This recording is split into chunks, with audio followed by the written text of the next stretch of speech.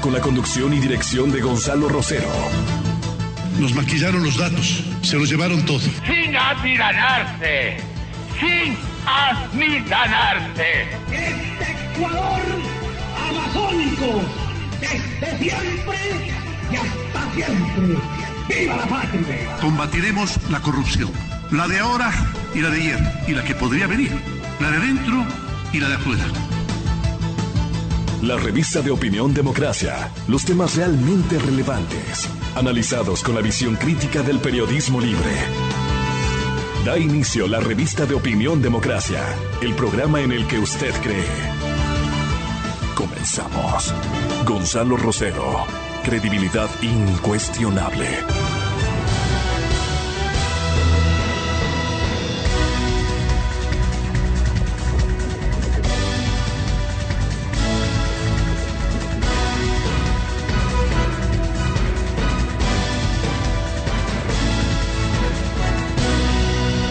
Buenos días, amigas, amigos. Estamos iniciando esta mañana de trabajo, martes 17 de noviembre del 2020.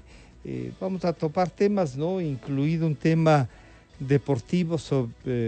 Por suerte hay gente que conoce, están invitados, que podrán llevarnos, digamos, por el camino de la opinión de lo que puede pasar, de lo que pasa con la selección. ¿Qué nomás se puede aportar en la opinión pública, ¿no? Es un tema interesante.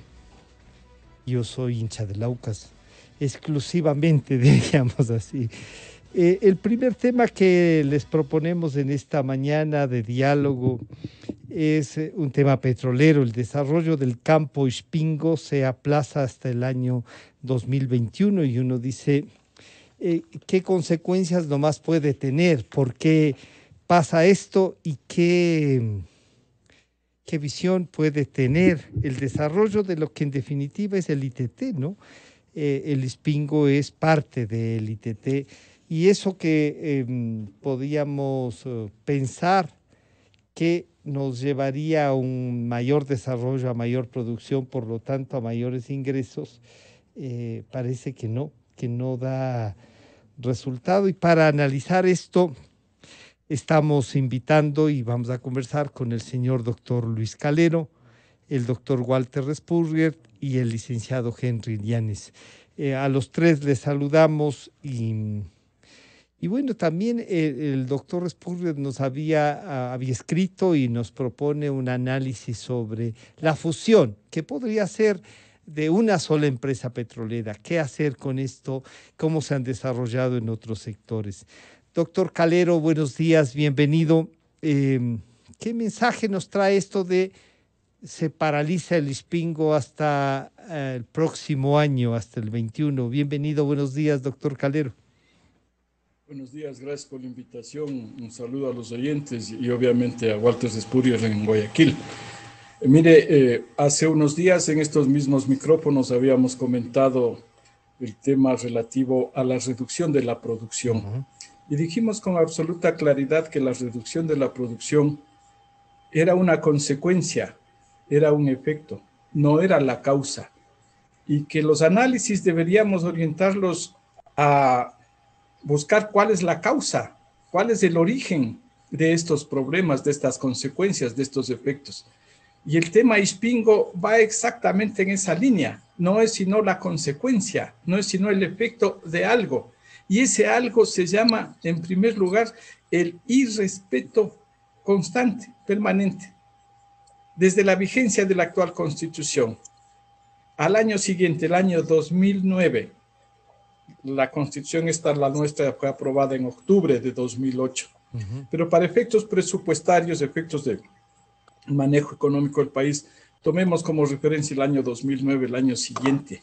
Entonces digo que desde el año 2009 hasta la fecha ha existido un irrespeto absoluto a las normas constitucionales, a las normas legales, con el carácter de orgánicas, el Código Orgánico de Planificación y Finanzas Públicas, la Ley Orgánica de Empresas Públicas, entre otras. Digo, un irrespeto a toda esta normativa dentro del propio Ejecutivo con relación al sector energético con relación a las empresas petroleras de manera específica. Su autonomía, la que consta en la Constitución, que es mandato constitucional, autonomía administrativa, económica, financiera, operativa, esa autonomía ha sido irrespetada de manera absoluta, de manera total. Las empresas petroleras no son sino una institución pública más de sexto nivel que está haciendo cola en el Ministerio de Finanzas para obtener alguna asignación presupuestaria. Volveré a insistir hasta el cansancio.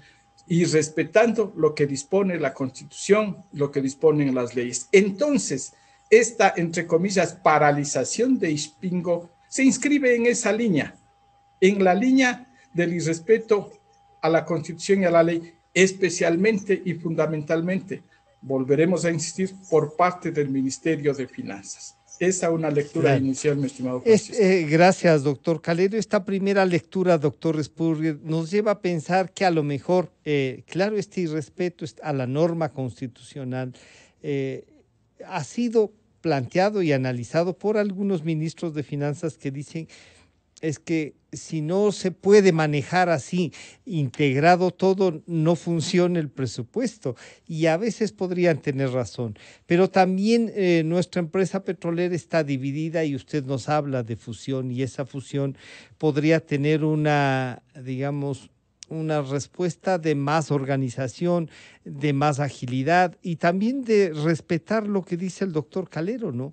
Una autonomía. ¿Cuánto de eso es posible? Porque a veces lo que dice la norma no siempre es posible. Doctor Spurrier, bienvenido, buenos días. Buenos días, Francisco, buenos días a los compañeros de panel, a Luis y a Henry, a todos los que nos escuchan. Bueno, yo creo que el fondo del problema es de que se ha dejado sentado en la opinión pública que el petróleo no es importante. Se ha dejado sentado en la opinión pública de que no deberíamos buscar petróleo en la Amazonía porque eso le puede hacer, puede estar molestando o estorbando a pueblos no contactados, que hay que preservar la naturaleza.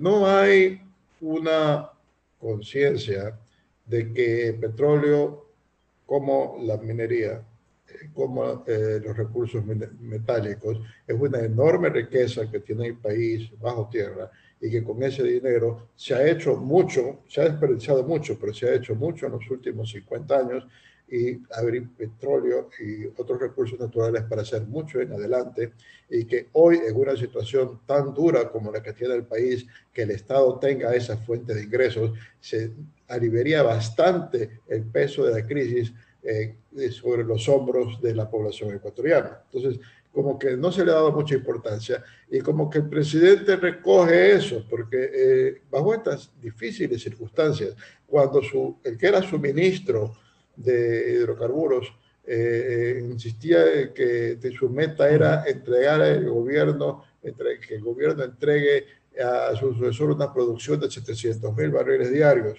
en gran parte centrado en la producción de Ispingo, pues sencillamente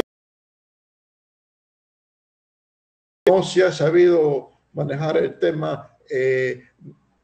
Exactamente qué ha pasado, no sé, si es que el Ministerio de Medio Ambiente se ha revestido de una posición ultra de no permitir la exploración en la Amazonía, o si Petroecuador ha sido incapaz, Petroamazonas en este caso, para ser más preciso, ha sido incapaz de presentar un plan acorde con las mejores prácticas ambientales. El hecho es que no se ha aprobado salir adelante con ese proyecto más allá de 2 de las áreas que tiene Ispingo para poderse explotar. La producción está cayendo, eso completa el problema, multiplica el problema económico que tiene el país con los bajos precios del petróleo y la caída en los ingresos fiscales por básicamente las medidas que se han tenido que tomar como la cuarentena para controlar la pandemia. Y luego, y en el caso específico de la empresa petrolera, este es un problema que viene desde sus inicios, ha sido manejada políticamente, se le ha dejado crecer, se ha multiplicado por 2, ahora son 2 empresas petroleras, se ha multiplicado el empleo más allá de lo que justifica las empresas petroleras para su trabajo y está hoy en día, de lo que yo tengo entendido, más bien hay una corriente política entre las empresas petroleras que es de oposición al gobierno actual, más presidente del gobierno. Entonces, pasando al segundo, doctor Calero, que es el relativo a la reestructuración de Petroecuador. Esta es una nueva oportunidad, ya se hizo anteriormente cuando se creó Petroecuador y antes era CEP. Esta es una nueva oportunidad, fusionando las empresas, tratar de purgarla de los malos elementos, dejar los buenos elementos, tratar de formar ahora sí una verdadera empresa petrolera. Y una vez que ya tengamos una verdadera empresa petrolera, sí buscar el que tenga su cierta autonomía. Hoy en día, pues dotarla de autonomía o respetar la autonomía como está en estos momentos, quizás no sea lo más apropiado. Primero hay que hacer esta reestructuración en que están empeñadas las autoridades. Entonces, sobre estos puntos que hemos tratado inicialmente, esa es mi visión. No hay el criterio de la importancia que tiene el desarrollo de Spingo para las finanzas nacionales. Y cuando digo Spingo, detrás de eso está toda la riqueza petrolera que tiene el país, el potencial de producir más. Y en segundo, se está buscando rectificar errores que tiene la empresa petrolera estatal, en ahora que son dos, vamos a volver a ser una, desde el nacimiento de la Corporación Petrolera CEPE, en los años inmediatamente posteriores al inicio de la producción petrolera en los 70. Claro.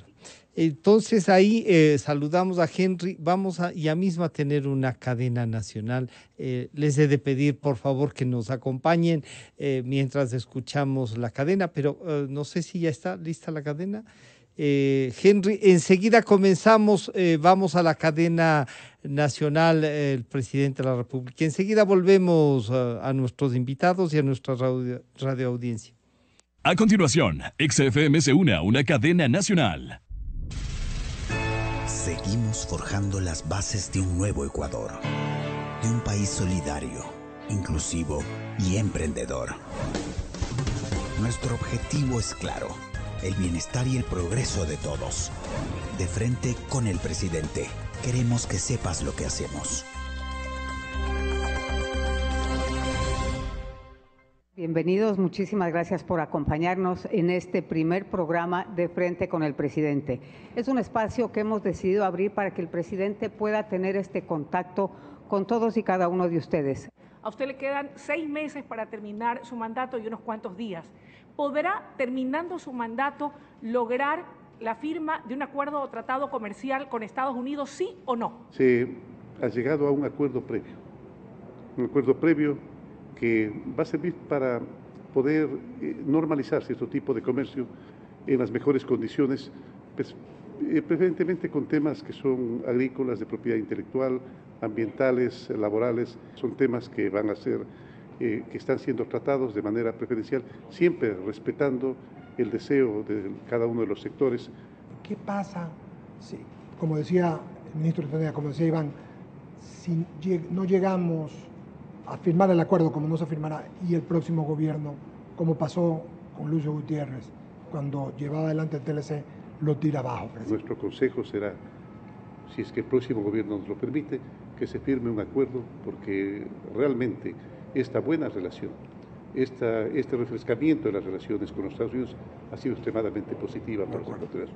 No nos olvidemos nosotros que inclusive la última decisión que favorece los 650 millones de dólares que se exportan en flores al año desde Ecuador de Ecuador al mundo, además que emplea aproximadamente a 100.000 personas y que significaría para los exportadores de flores un ahorro de 24 millones. Existe una preocupación dentro del sector exportador bananero que radica principalmente en este impuesto a la renta único al banano. ¿Hasta dónde este tipo de impuestos le resta competitividad a este producto que genera importantes divisas para el país. Se hizo la reducción al impuesto único para evitar una doble tributación, que era lo que existía en el pasado. Hoy el sector bananero ya no tiene doble tributación, porque justamente estamos bajando la carga tributaria. El Ecuador no puede exportar impuestos. El sector bananero ha tenido un crecimiento del 17%. ¿Cuál es el logro más grande que tiene su gobierno en este tema? En el tema de comercio exterior. Haber recuperado la confianza. Haber recuperado la confianza. Ha costado, la verdad, mucho esfuerzo, mucho sacrificio, porque lo vuelvo a decir, creo que es importante recalcarlo, de que es difícil recuperar una confianza perdida. Pero lo hemos logrado. Este momento el mundo confía en nosotros. Cuando hablé yo en un inicio de refrescar nuestras relaciones internacionales, me refería a nuestros principales socios comerciales. Con respecto a EFTA, se calcula que serán de aproximadamente el 12% de crecimiento. Imagínense lo importante. Además, con Inglaterra, con el Reino Unido, perdón, nosotros tenemos un comercio de aproximadamente 160 millones de dólares que ahora se va a ver potencializado y ratificado nuestras exportaciones a ese espacio. Y en lo que corresponde a la Alianza del Pacífico, con Chile, aproximadamente desde el 1914, tenemos $1.000 millones de exportación. ¿A qué punto considera usted que le ha faltado al gobierno del presidente Lenín Moreno combatir la corrupción? Porque nadie quiere, por ejemplo, llevar inversión a un país donde hay corrupción. Nunca antes, jamás en la vida, en la historia ecuatoriana, ha habido una lucha contra la corrupción tan denodada y tan certera y efectiva como lo ha habido en este gobierno. Sin embargo, la lucha contra la corrupción no corresponde únicamente al gobierno central.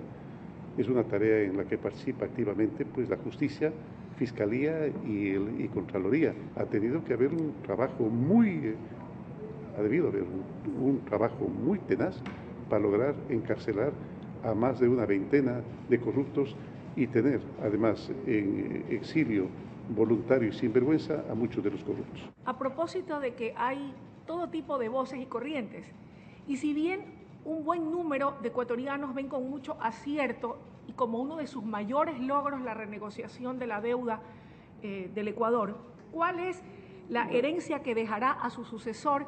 Le hubiera correspondido al próximo gobierno pagar más de $10.000 millones por concepto de deuda durante el periodo. Pues bien, esa cifra va a ser completamente reducida. No va a llegar ni siquiera a los 700 millones de dólares anuales el pago de deuda. Va a quedar completamente aliviado. ¿Hay vacuna, presidente, contratada? ¿Se ha hablado de esto claro que sí. Próximamente? Claro que sí. La vacuna está hecho el contacto por lo menos con 2 casas, de las cuales una de ellas ya ha manifestado que tiene más del 90% de efectividad, como es el caso de Pfizer. Estamos a la expectativa pues, de que cualquier país en el mundo que tenga un mejor desarrollo tecnológico y científico que el nuestro nos pueda proporcionar las vacunas. No hemos cerrado absolutamente ninguna puerta y apenas tengamos las vacunas empezaremos a suministrarla a los ecuatorianos para que eviten este terrible mal. Lo que este gobierno ha hecho a través de las decisiones políticas del presidente Moreno es toda la carpintería necesaria para volver a armar las piezas de este rompecabezas y que el engranaje de una república democrática, independiente y que se mantiene en buenas relaciones con el mundo vuelva a caminar en beneficio de todos los ecuatorianos.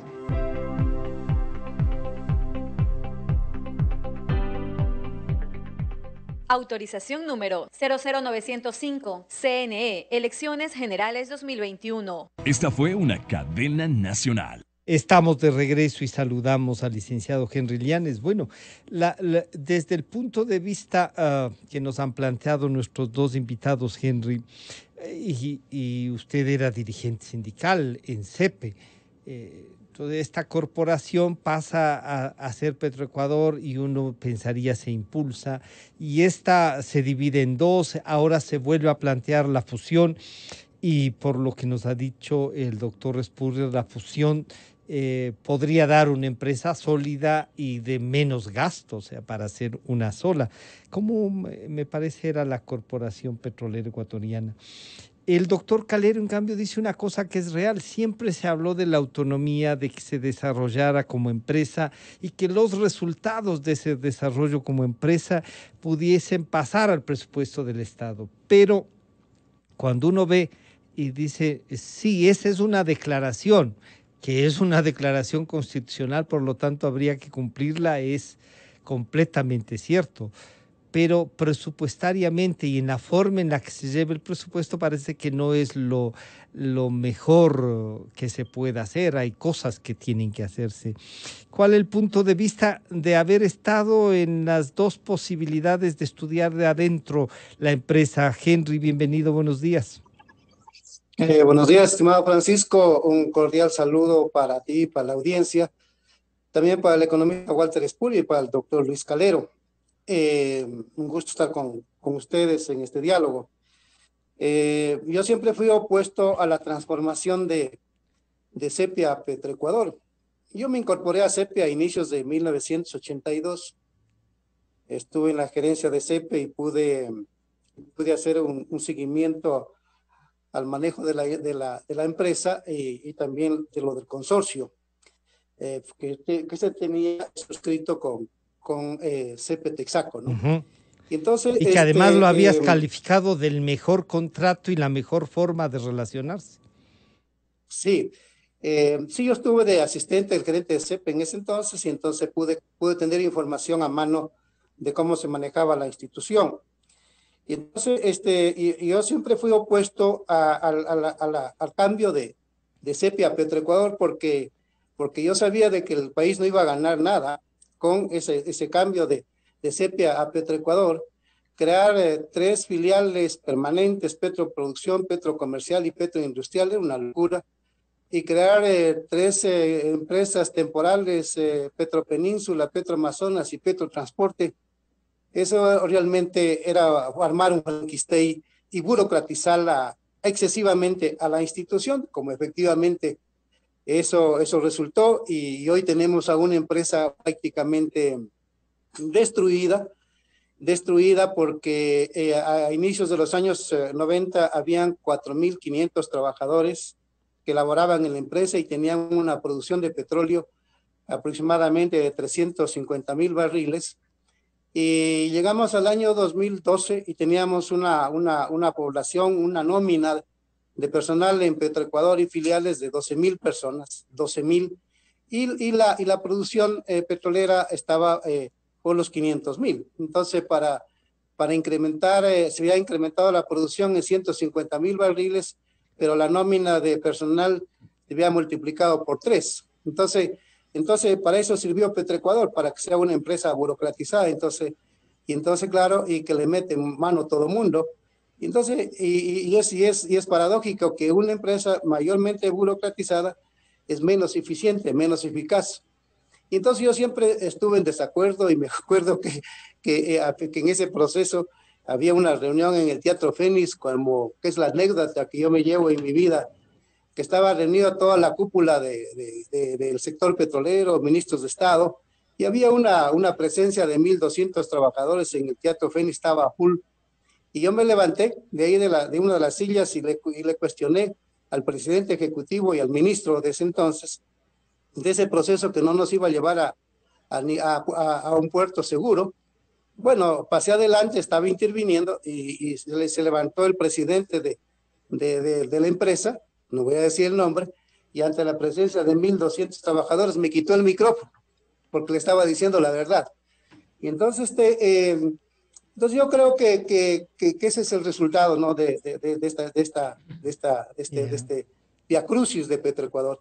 Pero yo diría que volver a una empresa única, yo estoy plenamente de acuerdo, porque Petroecuador, digamos, el Ecuador es un país marginal de petróleo, no es un país que esté liderando la producción mundial, o que esté dentro de los países que tienen una producción mundial, etcétera. Entonces yo creo que unificar la empresa es correcto. Pero digamos, yo no me quedaría ahí, sino que una empresa estatal sirva para 2 cosas. Primero, para que tenga referencia en los costos de la producción, sea en la explotación petrolera, o sea también en la refinación de petróleo, sí, esos 2 ámbitos fundamentalmente. Yo diría que tiene sentido una empresa estatal, pero sobre todo también una empresa estatal para formar el concepto de empresa de economía mixta o los contratos de asociación o de consorcio, como el que tuvimos, que es en el caso del consorcio CP Texaco, y le digo porque estuve allí y yo tengo esos informes. En el caso del consorcio CP Texaco, el costo de producción del barril del petróleo no excedió del 15% de los ingresos por la venta de un barril de petróleo. Es decir, fue de $3 y el precio de venta del barril del petróleo fue de $20 promedio en los 20 años. Al Estado le quedó en producción, ingresos por producción netos del 85% y más ingresos tributarios, el 92% por cada barril de petróleo fueron los ingresos que tuvo el Estado y eso le permitió la transformación socioeconómica. Pero entonces y política del ahí, Ecuador. Henry, perdón, entonces ahí tiene razón tanto el doctor Espúrez como el doctor Calero, pero sobre todo lo que nos ha dicho el doctor Espúrez, que no le hemos dado la debida atención, o sea, el valor que tiene. Y claro, uno piensa y dice, si los ingresos petroleros son más del 40% a veces del presupuesto general del Estado, y siempre se hablaba de que hay que buscar la no dependencia, y ahí el reclamo del doctor Calero es mucho más fuerte. Entonces, oigan, respetemos y consolidemos una empresa para que esos resultados económicos sean los que ingresen al presupuesto. Pero, doctor Calero, hay veces que hay que negociar con lo que se tiene, y lo que se tiene es el petróleo, y eso se negocia como contraparte, y nos han acostumbrado últimamente a que sea una especie de la garantía para financiar el presupuesto, doctor Calero. Eso también es una necesidad.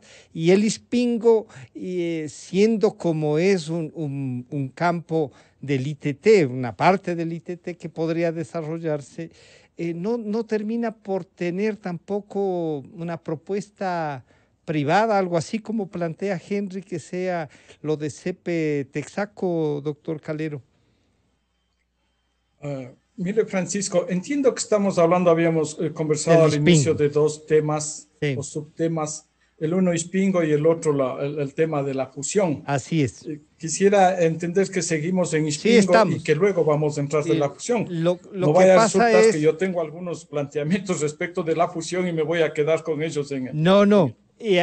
Si pueden desarrollar en conjunto cómo afecta la fusión o si mejora la fusión en el desarrollo del Ispingo o del ITT en general, valdría la pena tener una mezcla de las dos, o porque la fusión podría también frenar el desarrollo de los campos, doctor Calero. Vamos a ir entonces mezclando un poco el asunto, tratando de compaginar. Hagamos los dos temas. Como el OCP. Mire, Ispingo definitivamente no se explota por falta de recursos, porque el Ministerio de Finanzas, según declaraciones del propio ministro de Energía, le hizo un recorte entre 400 y 600 millones de dólares. Esa es la razón fundamental para que no se explote, no continúe el desarrollo y la explotación posterior de Ispingo. El recorte del presupuesto drástico por parte del Ministerio de Finanzas. Volveré a insistir y respetando lo que dispone la Constitución, porque al presupuesto del Estado tienen que ir solamente los excedentes que generen las empresas, en este caso las petroleras, las empresas públicas encargadas de los sectores estratégicos, solamente los excedentes. Acá se toman los ingresos y si sobra algo del reparto para otros sectores, se asigna al sector petrolero. Entonces, en esas condiciones, ninguna empresa, bajo cualquier forma organizacional que fuere, va a poder tener éxito si no tiene los recursos, si no tiene el financiamiento adecuado, si no tiene la capacidad de tomar decisiones, de planificar si quiere en el corto y en el mediano plazo, porque le vienen las órdenes de qué y cómo tiene que producir en función de los requerimientos de la caja fiscal. Entonces, mire usted, en el caso de Ispingo, efectivamente hubo un trajín muy duro relacionado con la aprobación, con la concesión de la licencia ambiental. Está bien que el Ministerio del Ambiente tome todas las precauciones, se trata de áreas sensibles, se trata de relacionamientos comunitarios muy difíciles, está bien que se tome su tiempo, pero obviamente que no exagere. Y está bien que haga su trabajo, pero tiene que hacerlo en el marco del interés nacional. Entonces, de 9 o 10 plataformas que se pidió autorización, se pidió la licencia para instrumentarlas. Definitivamente se concedieron esas autorizaciones, pero el actual gobierno decidió únicamente construir 2 plataformas en Ispingo. Pero ni siquiera estas 2 plataformas va a hacerlo en el 60%. En este año, y vemos que hasta mediados del próximo año tampoco lo hará. En eso nada tiene que ver la estructura, la organización de la empresa. Mire, habíamos aprendido hace algún tiempo que hay distintas formas de organizar una empresa y que por lo tanto ninguna de ellas es por sí misma la mejor, es la más eficiente. Aquí estamos asistiendo a recomponer lo que descompuso el economista Correa cuando escindió las actividades de producción, de exploración y explotación de petróleo, escindió de Petroecuador para concederlas a Petroamazonas, una filial temporal que existía y que debía desaparecer, pero por circunstancias de su esquema económico, nuevamente la economía entra aquí, de su esquema económico, de disponer de la totalidad del petróleo para sus propósitos de política económica y poder venderlos y entregarlos a la China, a Tailandia, etcétera, etcétera. Y como le estorbaba a Petroecuador, y le estorbaba tanto que puso a la Marina para que la gobierne, para que la regente. Entonces, decidió escindir las actividades de exploración y explotación y concederlas a Petroamazonas. Este rato lo que se está haciendo es deshacer ese desacierto del economista Correa y nuevamente unificar y establecer en la cadena de Petroecuador, que asume todas las fases, y eso es lo que hay que considerar cuando se analiza también el número de personas, porque a veces se compara una empresa petrolera integrada, como es el caso de Petroecuador, con una empresa que simple y llanamente aquí explora y explota unos 10,000 barriles, unos 20,000 barriles de petróleo. Acá estamos con una producción sobre 400,000 barriles de petróleo y tenemos todas las fases de la industria: exploración, explotación, industrialización, refinación, comercialización, transporte, almacenamiento. A eso se debe el número de personas, que a veces se lo ve como excesivo y que pudiera existir. Pero quizá no es un exceso, quizá no es justamente un exceso lo que usted acaba de decir. Es una empresa que tiene todo eso, pero que teniendo 3.200 millones en principio presupuestado pasa a tener 2.600, por lo tanto no puede desarrollar, y entonces la plata tiene que venir de algún lado y a alguien tenemos que invitar para que nos ayude a producir, doctor Calero. Pero claro, podremos invitar, y de hecho que se ha invitado. Mire usted, el 65% de la producción de Petroamazonas está vinculada con las empresas privadas. El 65% de la producción de los campos petroleros que nominalmente opera Petroamazonas tienen la presencia de empresas privadas, fundamentalmente de empresas extranjeras. Está Halliburton, está Schlumberger, están todas las empresas en los campos petroleros. El 70% de la producción nacional tiene una participación directa o indirecta de las empresas privadas. Ahí está. Y entonces, si es que hay un fracaso en la producción petrolera, ese fracaso es atribuible en un gran porcentaje entonces a las empresas privadas que en este momento están participando en la producción del Ecuador. El capital para la inversión. Mire, Petroecuador produce en conjunto con Petroamazonas cerca de 10,000 millones de dólares en venta de petróleo y en venta de derivados. Cerca de 10,000 millones de dólares. Pues entonces ahí están los recursos para que puedan ser invertidos y reinvertidos conforme lo ordena la Constitución. Deben ser invertidos y reinvertidos y solo los excedentes al presupuesto del Estado. Ese es el kit del problema, ese es el fondo del problema. Claro, entonces ahí, economista Walter Spurrier, doctor Spurrier, uno diría, teniendo razón en la aplicación de la norma, y usted nos decía también del Ministerio del Ambiente, el doctor Calero también nos plantea así. Henry, desde la visión interna, dice sí, duplicaron los... Pero, ¿cómo hacer una política integral? Respetando la empresa petrolera, como esa empresa que ustedes visualizan, pero también integrándola al manejo económico, porque no hay duda de que todo eso van a tener que echar mano y a veces habrá que coordinar, pues. ¿No será que entonces lo que ha faltado es coordinación y a veces tenemos funcionarios en el Ministerio del Ambiente que más que funcionarios públicos para defender, viabilizar, se han quedado ahí con una visión de esto tiene que ser casi un zoológico, un jardín botánico, y aquí no vamos a... Son el mismo Estado poniéndose trampas, doctor Espurrio. Bueno, en ese punto yo creo que hay dos factores que tomar en cuenta. El uno, el que señala Francisco, de una falta de coordinación. En ese sentido, me parece que al presidente le ha faltado coordinar los distintos sectores, como que ha dividido el accionar del Estado en varias como entidades semi-independientes la una de la otra y sin una verdadera coordinación entre ellas, ¿no? Yo creo que también el Ministerio de Medio Ambiente ha fallado, que de pronto tenemos una legislación ambiental sumamente complicada. Las empresas tienen que pedir autorización para una serie de procesos en el campo petrolero, en el campo minero, entre otros. Y el Ministerio del Medio Ambiente no ha estado en capacidad de procesar todos los estudios que le presentan, hacer todas las investigaciones para aprobar los diversos procesos productivos. Entonces, me parece también que eso lo he visto sobre todo muy claramente en el sector minero, porque ha habido una explosión de pedidos para desarrollar, entrar en prospección en campos mineros que requieren una autorización ambiental, y ha estado trabado el ministerio porque no tiene la capacidad de procesar tanto pedido de aprobación de estudios. Ahora, yo pienso que un problema central que hay, problema central es el que el gobierno anterior decidió hacer contratos de servicios, y para mí eso es muy importante. En círculos internacionales se considera que el Ecuador tiene un enorme potencial petrolero. Si manejáramos las cosas de una manera adecuada, podemos conseguir que sean empresas privadas las que inviertan. Y entra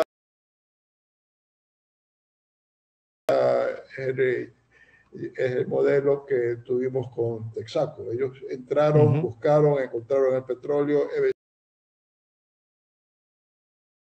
y después pues participó, pero ya en la participación en de la misma generación de ingresos que tenía el consorcio. Del consorcio. En estos momentos, ¿qué pasa cuando con todas las contratistas, tanto con las contratistas de los contratos de servicios como con estos otros contratos que se los llaman de servicios específicos? A las finales, las empresas están trabajando por el Estado, quienes tienen que pagar tanto por barriles, tiene que garantizar un pago por barril en su operación, lo cual sonaba muy atractivo con precios de petróleo de $100 por barril, pero con precios de petróleo más bajos, con frecuencia lo que le tienes que pagar a la empresa o el Estado no quiere sacrificar las rentas que utiliza para su gasto corriente. Entonces el resultado es que las empresas no les pagan los que le tienen que pagar, y entonces como toda empresa en el mundo, si su cliente no le paga, pues comienza a cortar los servicios. Entonces es el modelo, doctor Espurrio, es el modelo entonces que hay que cambiar, en donde la empresa privada, que como dice el doctor Calero, si participa en un 65%, esta participación no es igual, doctor Espurrio, de cuando ellos mismos se financian y desarrollan los campos, sino que están esperando que el Estado les pague para poder invertir, y si el Estado no tiene, y más aún, si hace lo que nos dice el doctor Calero, rompiendo la Constitución, y usa la empresa petrolera exclusivamente para financiar al Estado, no tienen recursos.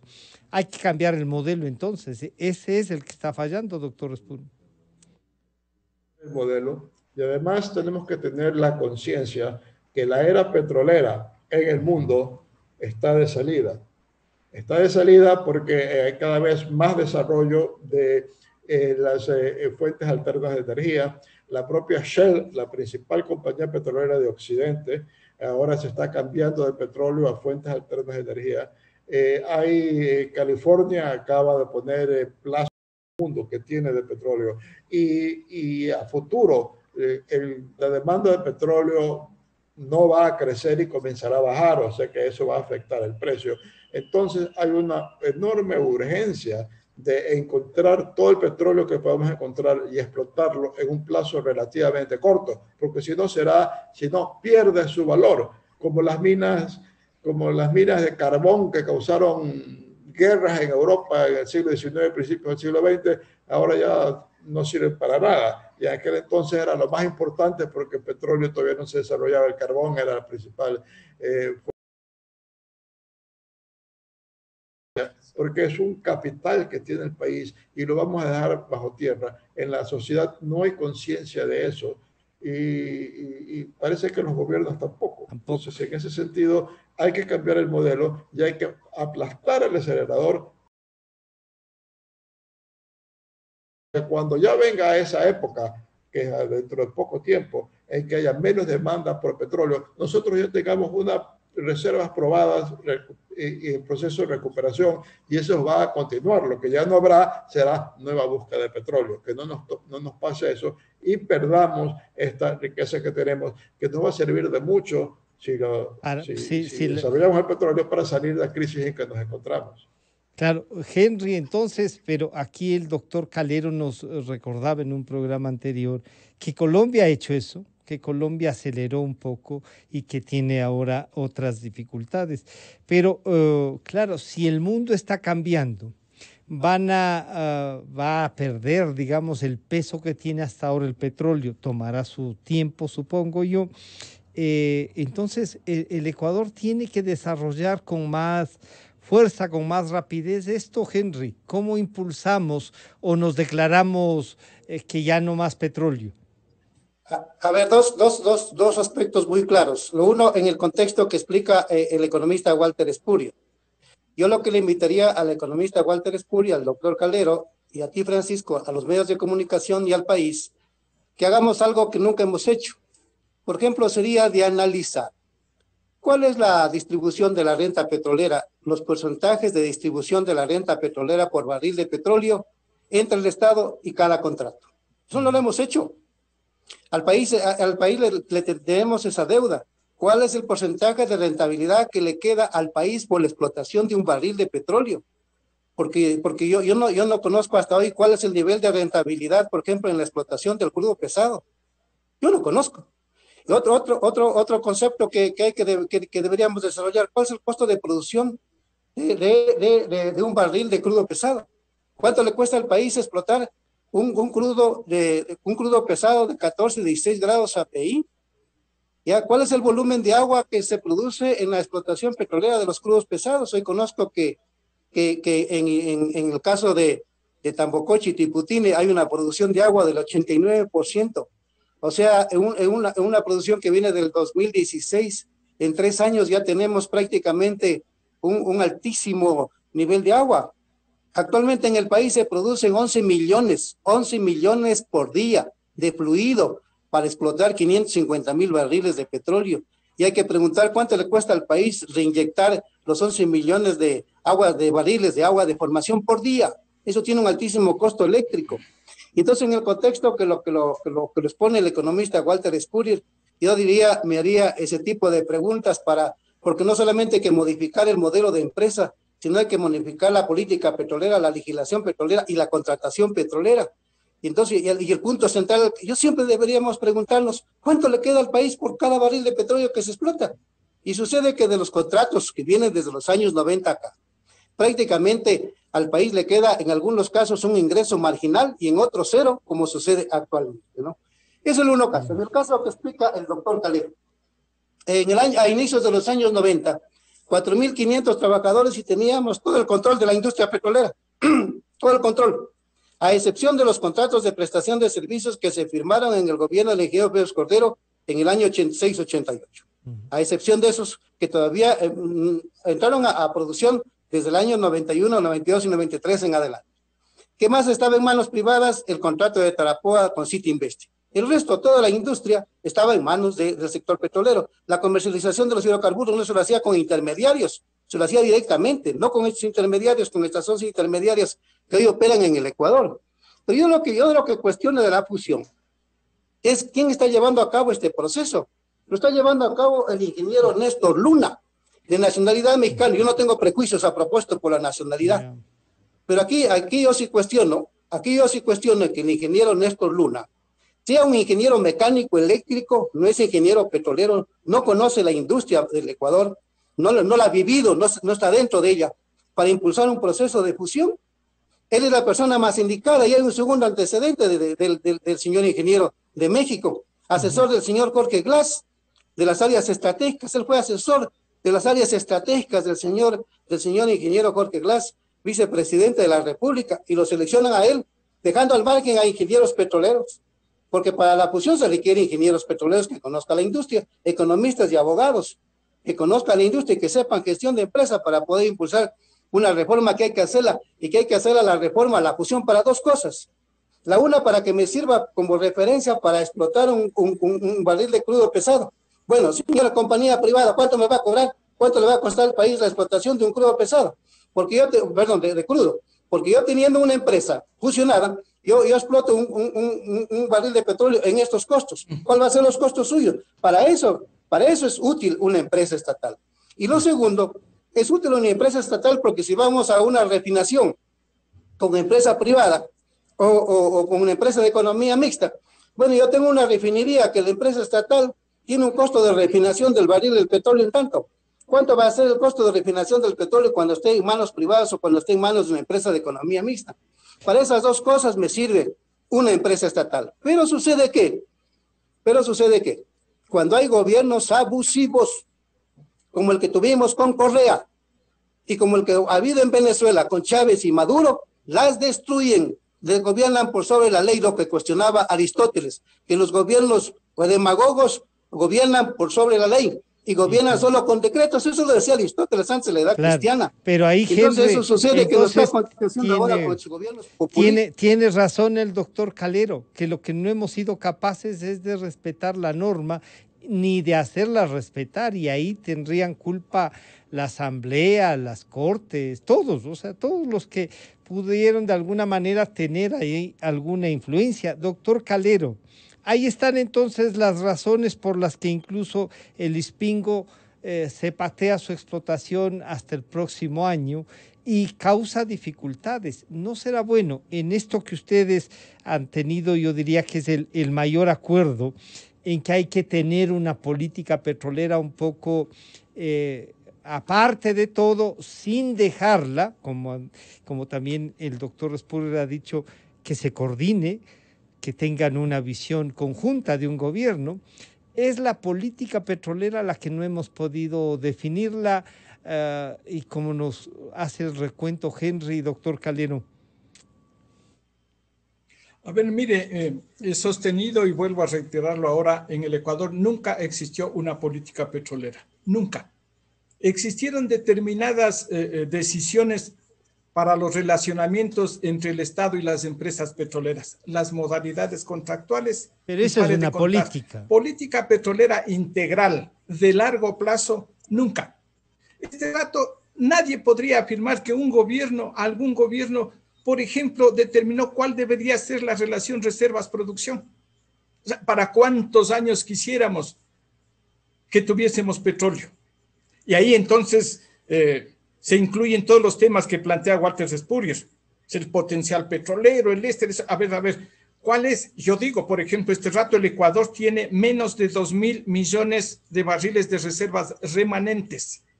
A veces nos confundimos con las reservas iniciales, las reservas originales, 8.000 y pico de millones, pero hemos explotado sobre los 6.000 millones y entonces tenemos como reservas remanentes 2.000 millones, menos de 2.000 millones.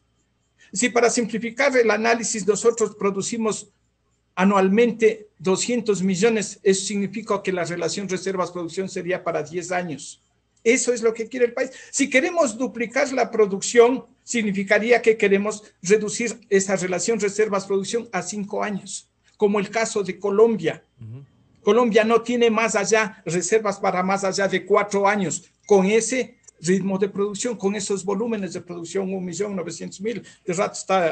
Pero a lo mejor, doctor Calero, pero a lo mejor justamente eso es lo que hay que hacer, porque a lo mejor en 4 o 5 años, doctor Calero, en 4 o 5 años el petróleo, como ha dicho el doctor Respurrier, ya no tendrá el valor que tiene porque habrán otras energías. Y claro, lo que usted dice, hay que definir para cuántos años tenemos o hay que buscar más petróleo también. No, discúlpeme, Francisco. O sea, por lo menos los estudios, las proyecciones, los pronósticos, tanto de la Agencia Internacional de la Energía como la OPEP, el Departamento de Estadísticas, la Administración de Estadísticas de la Energía de los Estados Unidos, siempre están haciendo sus pronósticos de aquí a unos 40 años. Yeah. Obviamente que hay una incursión de energías alternativas, obviamente que sí, pero el crecimiento de estas, sin embargo, que son significativos, 25%, 50% en uno, pero relacionado a volúmenes pequeños. Entonces, esta sustitución definitiva de los hidrocarburos, y hablo de hidrocarburos, ya no solo del petróleo, porque hablo también, cuando hablo de hidrocarburos, incluyo el gas natural, que es el que en este momento está tratando de sustituir al crudo en el mundo, porque hay más reservas de gas natural que de petróleo crudo. Digo, entonces, esta sustitución de los hidrocarburos por energías alternativas, por lo menos en 3 o 4 décadas, no se las verá. Entonces, digo yo, nosotros con esos remanentes, con estas reservas remanentes, muy bien, que hay que buscar más petróleo, pero por supuesto, y ahí es cuando estoy de acuerdo, digo, sí, entonces invitemos al capital privado, invitemos a las empresas privadas para que vengan a actividades y a proyectos de riesgo, a buscar petróleo y a explotarlo, no a asumir los proyectos en marcha, porque ese ha sido el fracaso aquí de la, entre comillas, política petrolera, entregar los proyectos en marcha a empresas privadas, desinvirtiendo por parte de la empresa pública. Entonces, que venga al suroriente, perfecto. Una nueva ronda del suroriente, perfecto. Bajo un contrato de participación, perfecto. Establezcamos las condiciones. No hay una sola forma de contratación. Ninguna por sí misma es la más eficiente. Lo que existen son contratos bien o mal negociados en función de los intereses nacionales. Entonces, bienvenido el capital privado a proyectos de riesgo. Economista, doctor Respurrier, ¿cómo entonces enfrentar? Hay que definir y claro, la pregunta obvia es que debemos preguntar a los candidatos a la presidencia.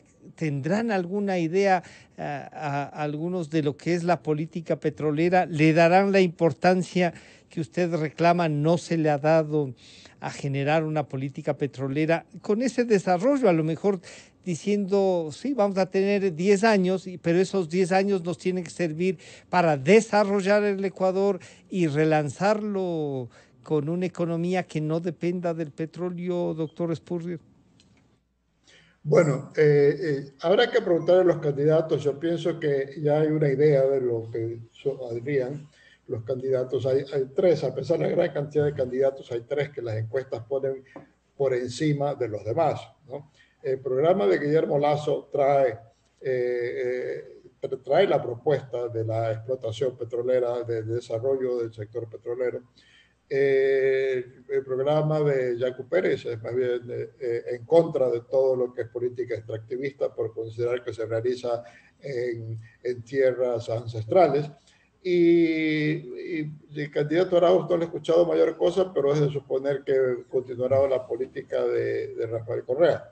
Entonces, que básicamente iba a través de ir a contratos de servicios específicos para los campos propios de Petroecuador y no muy favorable a la nueva inversión privada. Yo lo que veo, yo sí pienso gradual eliminación de pérdida de importancia de la industria petrolera. No es que se la va a reemplazar y no se va a usar petróleo. Lo que sucede es que, para empezar, no va a crecer la demanda. Y actualmente hay un gran exceso de producción en el mundo.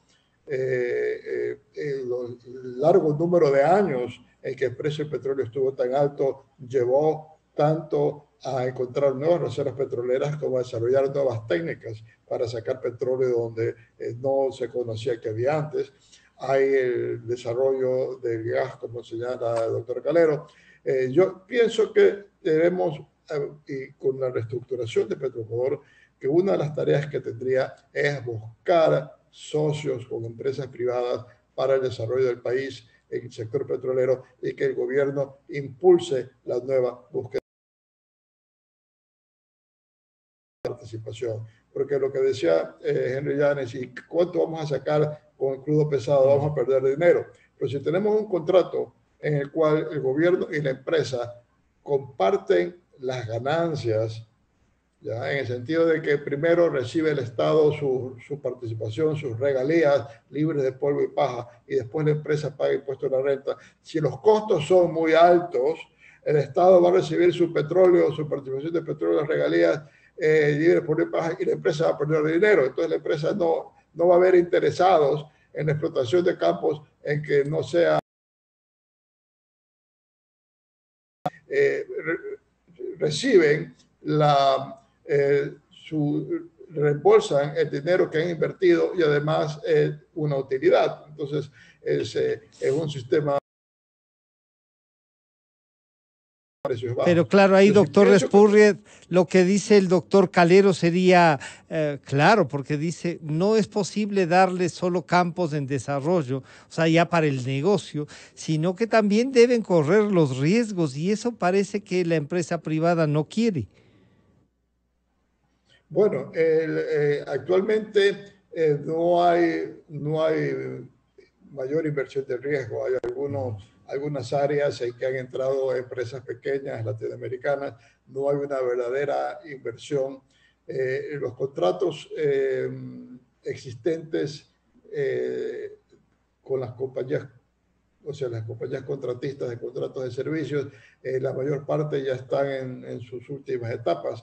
Habrá que ver qué se hace con eso, si se firman nuevos contratos con las empresas en otras condiciones y bajo la obligación de hacer nuevas inversiones para detectar nuevas reservas. Pero esencialmente yo pienso es que hay que ampliar la frontera e incluso dentro de lo que se conoce y ha sido el área tradicional de operaciones Petroecuador, es posible que también haya otras áreas de lo que yo conozco. El Ecuador sigue siendo un país donde en los pozos superior a la que existe en los países vecinos. O sea que es un país donde se justifica hacer inversiones de riesgo. En el Ecuador no tanto el problema para las empresas es el riesgo geológico, que haya gobiernos que cambien las reglas, pero pienso que un gobierno que vaya a apoyar definitivamente la búsqueda de nuevas reservas petroleras para su incorporación. Pensar en que nos tengamos petróleo para mucho más tiempo de las reservas actuales, tenemos que ir por el proceso de incorporar nuevas reservas vía que empresas, capital privado invierta con la empresa estatal arreglada, convertida en una marcha de acuerdo a los mejores intereses del Estado. Si de pronto llegásemos a encontrar grandes cantidades de petróleo, deberíamos hacer lo que ya se hizo en otros países aquí, sirva para garantizar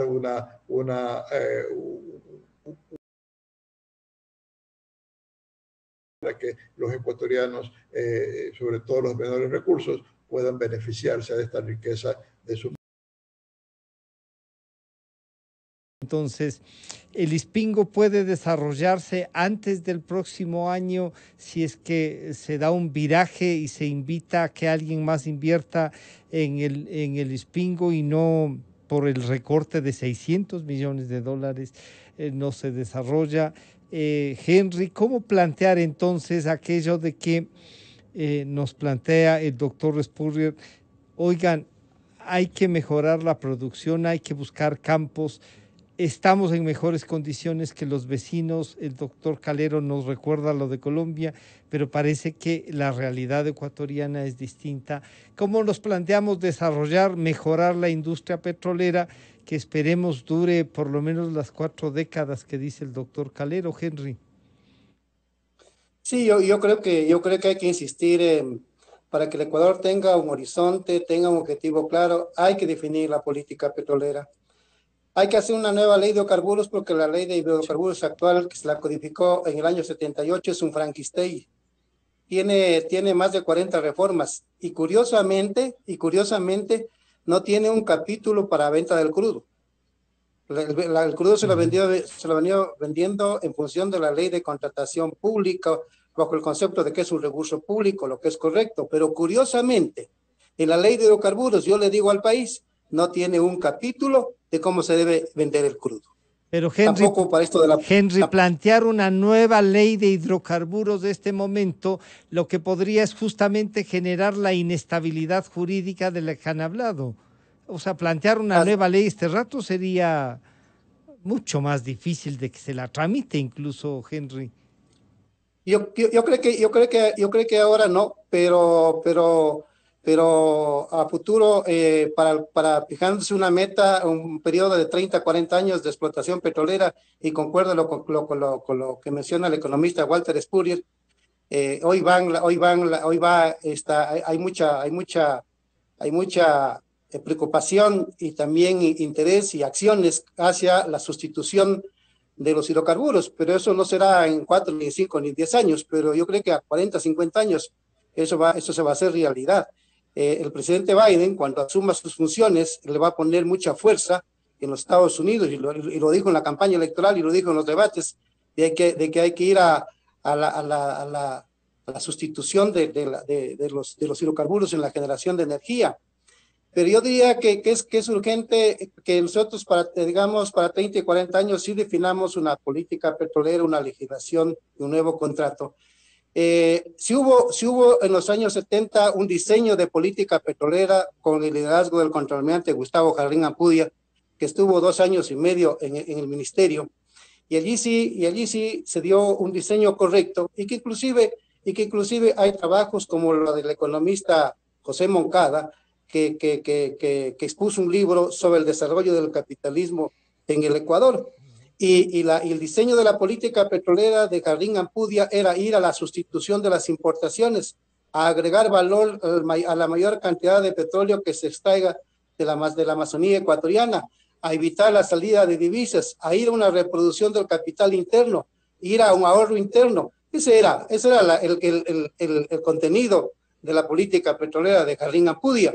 Y sucede que eso se perdió de vista porque hubo intereses que bloquearon el desarrollo de la industria petrolera en el Ecuador, porque Jarrín Ampudia planteaba ir a la petroquímica, pero como le bloquearon, entonces esos mercados que pensaba Jarrín Ampudia que sean exportables de nuestros productos, de los derivados del petróleo, fueron copados, yo diría, por Brasil, por Argentina, por Colombia, y obviamente la DuPont desarrolló mayormente el mercado a nivel mundial, y entonces el Ecuador no pudo entrar en la producción y la comercialización de los productos de la petroquímica, que eso le hubiera significado duplicar o triplicar los ingresos para el Ecuador. Ese diseño de política petrolera fue truncado.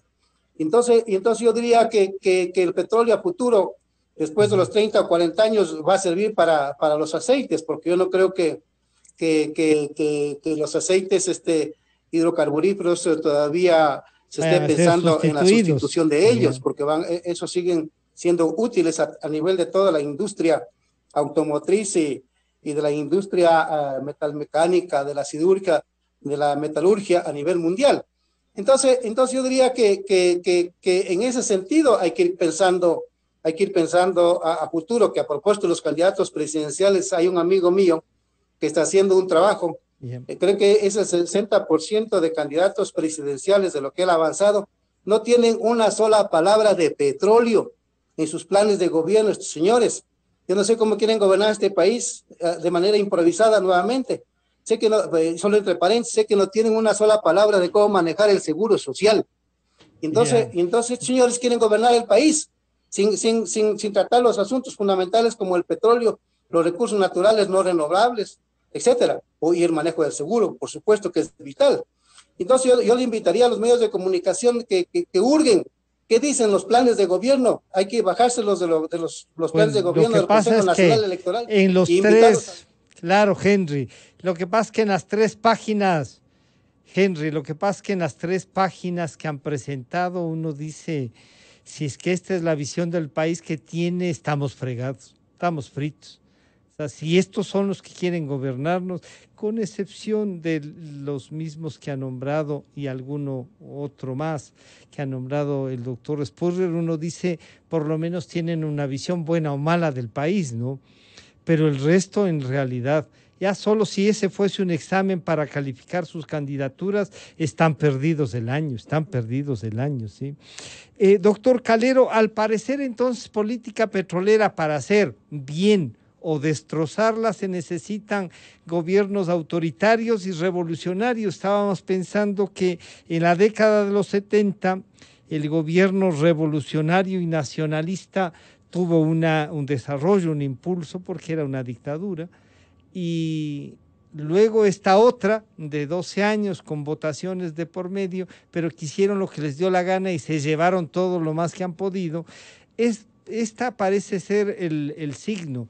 ¿Cómo hacemos para que democráticamente, respetando las normas, como usted nos ha dicho, la política petrolera se integre también al desarrollo del país y no solo sea cómo obtener recursos para financiar el presupuesto, sino cómo tener un FEIREP nuevo que nos sirva, como ha dicho el doctor Spurrier? Doctor Calero.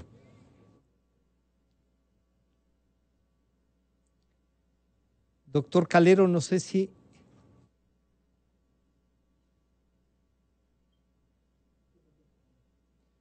¿Nos pasó algo con la comunicación? ¿Cómo? Ya, hay un problema técnico y no sé si estamos también con el doctor Spurrier o con él tampoco. Es un problema técnico que se nos presentó justamente ahora que estábamos concluyendo ya en esta última ronda, y queríamos pedirles una reflexión, ¿no?, sobre esto de que necesitamos, además de una fijación de política, de una normativa jurídica, necesitamos gobiernos que sean capaces de sostener una política petrolera y de cumplir las leyes, ¿no? Este problema técnico que hemos tenido, ya está. Doctor Calero, financiamiento, y ha tenido que estar pidiendo al Ministerio de Finanzas que le dé algunos recursos. Pero bien, mire usted, entonces yo digo, el asunto es que debe haber un gobierno sensato y un gobierno que esté convencido que en el Ecuador debe existir el Estado de Derecho. Si es que es un gobierno que está convencido que existe Estado de Derecho y que por lo tanto debe respetarse la normativa, simple y llanamente entonces comenzará y puede comenzar a proponer un diseño de política petrolera, y que debe partir por un elemento sustancial básico.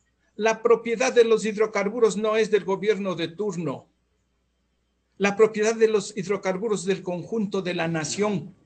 Consecuentemente, todo lo relacionado con el petróleo no tiene que ser exclusivamente visto desde el punto de las necesidades fiscales.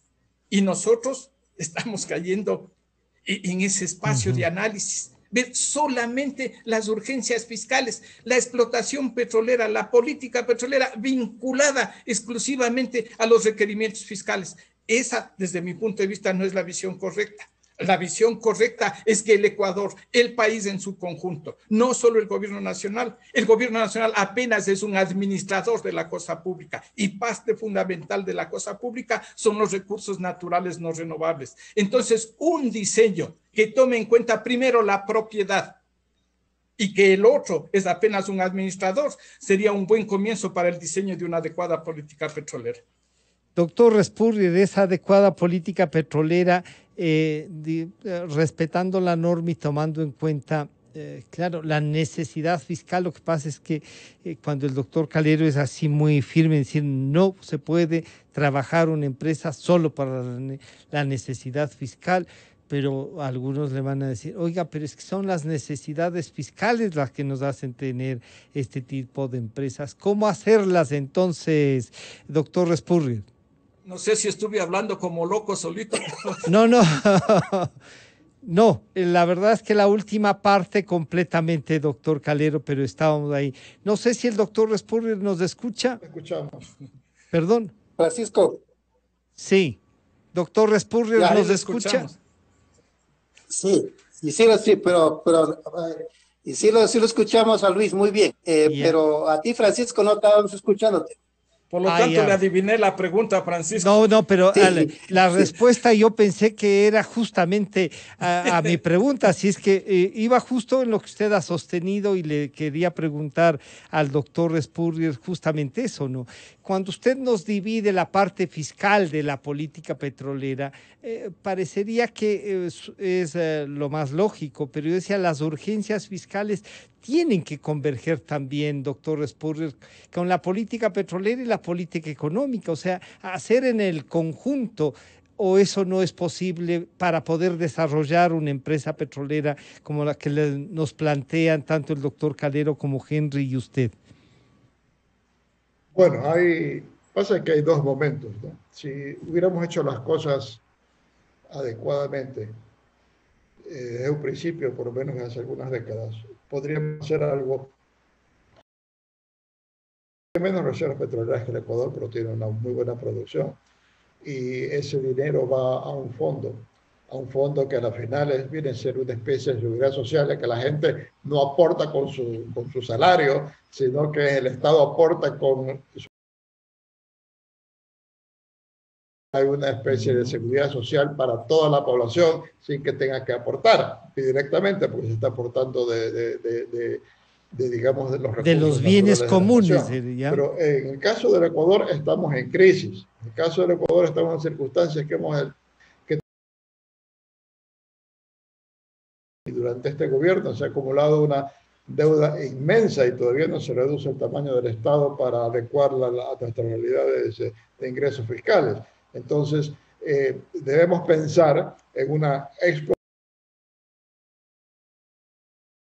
en parte para generar ingresos, no deberían ser para los gastos corrientes del gobierno, sino para reducir ese endeudamiento, porque ese endeudamiento nos cuesta y tenemos que pagar intereses sobre ese dinero. Bajar ese endeudamiento muy agresiva por el sector petrolero y minero, considerando el petróleo como parte de la minería, realmente, sino que hemos sido solo petroleros, pero ahora también toda la empresa extractivista sería. Dinero para el futuro del país, no vivir de eso, pero cuando pasamos a vivir de eso es cuando se está hablando de que el Ecuador debe dejar de lado el petróleo, descuida otras actividades económicas, cuando la plata del petróleo lo utiliza el gobierno para vivir y pagar sus gastos corrientes y por lo tanto le importa un comino, y eso ha pasado con mucho y la perjudica al resto de la economía. Pero si de pronto ese dinero va para reducir ese endeudamiento y luego para que sirva como un fondo para casos de crisis, como el actual, o a futuro, o sea, no como para hacer gastos corrientes. Entonces, el desarrollo de la actividad petrolera y minera no va a ir en contra de las actividades privadas, no va a ir en contra del desarrollo del resto de la economía.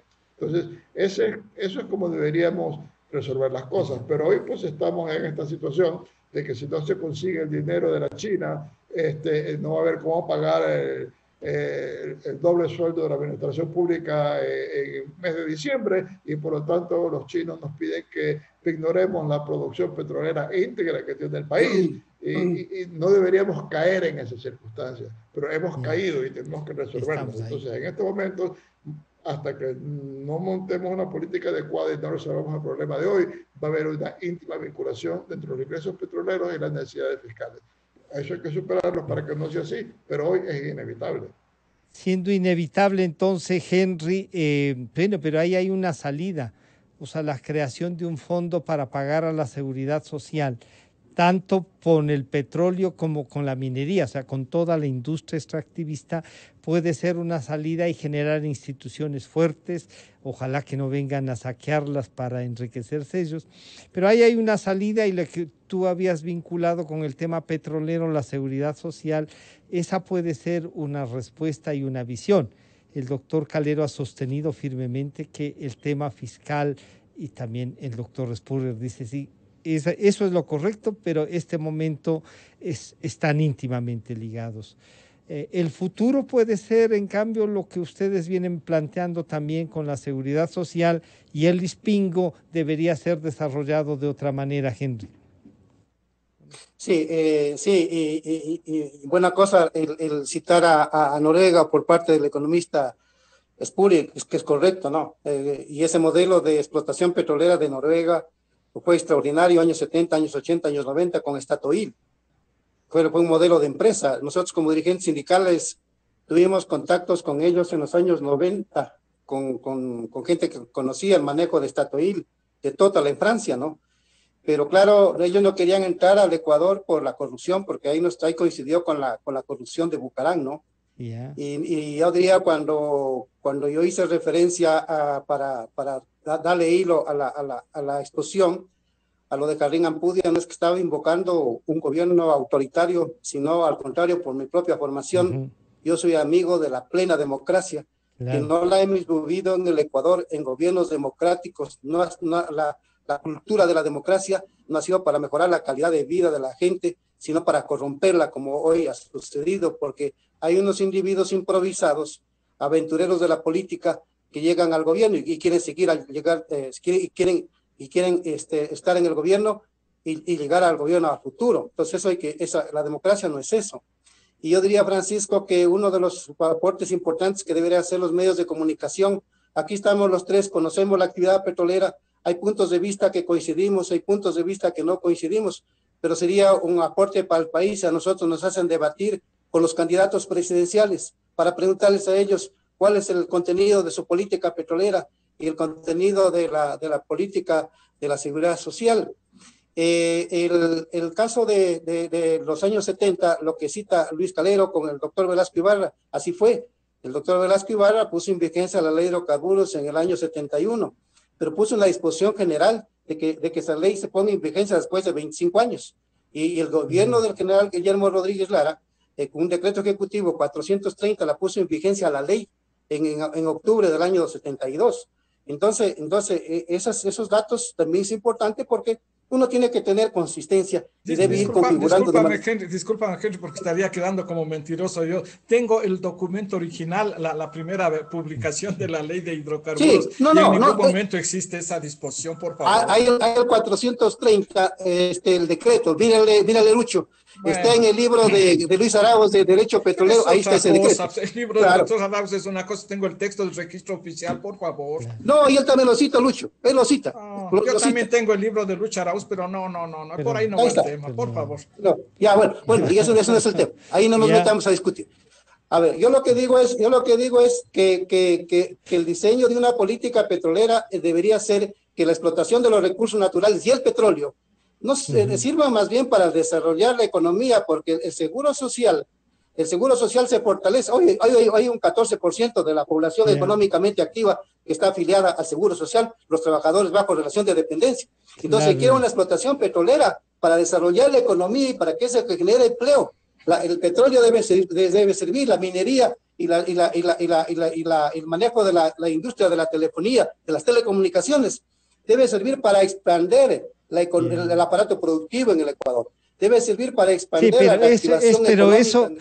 Eso también nos han dicho que, y el ejemplo que ustedes han citado, Noruega ha tenido dirigido el fondo. Esa parece ser una política. Se nos fue el tiempo, Henry, doctor Calero, doctor Spurrier. Yo les quiero agradecer y comprometerles, porque lo que ustedes han dicho es cómo escudriñar en el pensamiento de los candidatos, y no solo a la presidencia, sino también a la asamblea. Ojalá lleguen algunos que conozcan algo y planteen cosas, ¿no? En todo caso, lo que nos ha quedado claro de lo que ustedes tres nos han dicho es que, no sé si decir un fracaso del ISPINGO y su desarrollo. En todo caso, la postergación de su desarrollo tiene raíces en esta forma de administrar, también en la herencia que hemos tenido de entre comillas, política petrolera, de hacer lo que se necesite para el fisco, pero están ligados en este momento, están ligados y tenemos que salir. Una propuesta de lo que ustedes tres nos han dicho, creo que es posible y sería lo sensato. Yo les agradezco, doctor Calero, muchas gracias, doctor Spurrier, muchas gracias, Henry, muchas gracias. Quedan pendientes algunos otros temas. Buenos días. Muchas gracias. Un buen día. Un gusto. Hasta luego. Un gusto, gracias. Han estado con nosotros el doctor Luis Calero, el doctor Walter Spurrier y el licenciado Henry Llanes. Ya volvemos. Calidad. Innovación. Completamente democracia. A continuación, XFM se une a una cadena nacional. No tengo palabras como decirle a la Manuelita gracias, 1.000.000 de gracias por lo que estoy recibiendo. Yo me siento tan feliz porque las Manuelitas van a los campos, cruzan ríos para ayudar, las cosas bellas, hermosas que hacen a través del gobierno. Mi sueño se hizo realidad, que las Manuelitas están conmigo. Gracias, Señor. Desde el 2017, las Manuelas han recorrido y atendido a más de 200